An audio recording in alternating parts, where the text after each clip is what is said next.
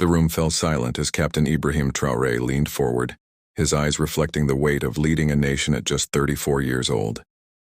Across from him sat Anwar Ibrahim, Malaysia's seasoned Prime Minister, a man who had witnessed decades of political upheaval and Islamic scholarship. What was about to unfold between these two leaders would challenge everything many believed about Islam's role in modern governance and society. Welcome to Voice of Africa. What Ibrahim Traoré told Anwar Ibrahim about Islam will change your thinking about Islam. The meeting took place during a quiet evening in Kuala Lumpur, away from the cameras and diplomatic protocols.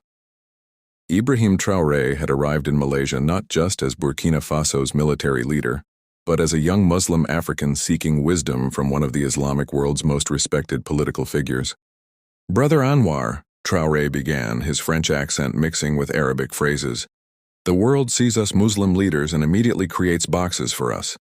They expect us to choose between being authentically Islamic or being progressive leaders. But what if Islam itself is the progressive path they're looking for? Anwar Ibrahim, known for his decades of experience bridging Islamic scholarship with democratic governance, listened intently. This young captain from West Africa was about to share insights that would reshape his understanding of Islam's potential in the 21st century. Traoré continued, "In Burkina Faso, I've witnessed something remarkable. When we removed the corrupt government, people expected us to either become another military dictatorship or abandon our Islamic values for Western-style democracy.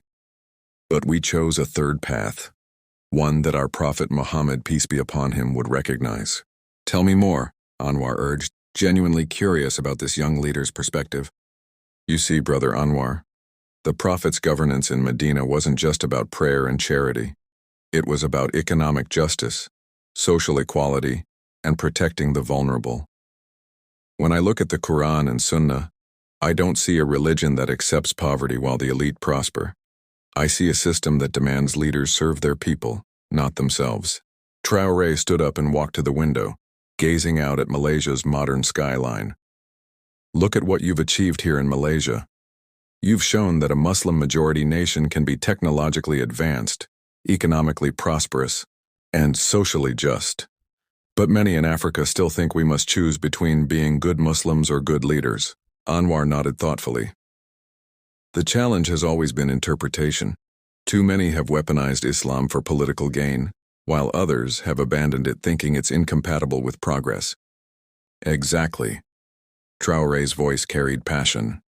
"But here's what I've learned leading Burkina Faso. True Islam is revolutionary. When the Quran says, 'And it is He who created the heavens and earth in truth,' and the day He says, 'Be, and it is,' His word is the truth. It's not just about creation, it's about our power to transform reality through just action." He returned to his seat, leaning forward earnestly. "In our country, we've applied Islamic principles in ways that surprised everyone. We've redistributed wealth not through Western socialism, but through the Islamic concept of wealth circulation. We've empowered women not by abandoning our faith but by following the example of Sayyida Khadija and Sayyida Aisha. May Allah be pleased with them." Anwar's eyes lit up with recognition. "You're speaking of Islam as a living system, not a historical artifact." "Precisely," Traoré exclaimed. "When I read about the Prophet's Constitution of Medina, I see a leader who created a multi-religious society based on justice, not just a Islamic state. When I study his economic policies, I see someone who eliminated extreme poverty while encouraging entrepreneurship. This is the Islam that can transform Africa." The conversation took a deeper turn as Traoré shared his most profound insight. "Brother Anwar, the West fears Islam because they've been shown its distorted versions. But the Islam I practice as a leader, one that fights corruption, protects the environment, ensures education for all, and creates economic opportunities. This Islam threatens no one except those who profit from injustice." Anwar leaned back, processing this perspective. "You're suggesting that authentic Islamic governance is actually what the world needs right now?" "I'm not suggesting it. I'm proving it," Traoré replied with quiet confidence.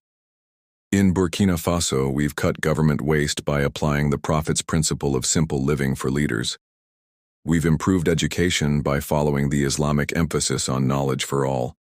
We've strengthened national unity by applying the Quranic principle that diversity of tribes and nations is for mutual understanding, not division.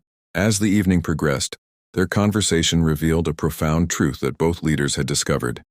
Islam, when properly understood and applied, offers solutions to modern challenges that purely secular or purely traditional approaches cannot match. The tragedy, Traore concluded, is that many Muslims have forgotten that Islam is not about preserving the past unchanged, but about applying eternal principles to contemporary challenges. The Prophet, peace be upon him, was an innovator, a reformer, a leader who transformed society. We dishonor him when we use Islam as an excuse for stagnation. Anwar Ibrahim left that meeting with a renewed appreciation for Islam's transformative potential. He had expected to mentor a young African leader, but instead found himself learning from someone who was proving that Islamic governance could be both authentically rooted and genuinely progressive. The conversation between Ibrahim Traoré and Anwar Ibrahim revealed that Islam, far from being an obstacle to modern leadership, could be its most powerful foundation. Their discussion proved that the religion that once built civilization's greatest empires still holds the keys to solving today's greatest challenges. This is the Islam that changes thinking, not through force or fear, but through justice, wisdom, and genuine service to humanity.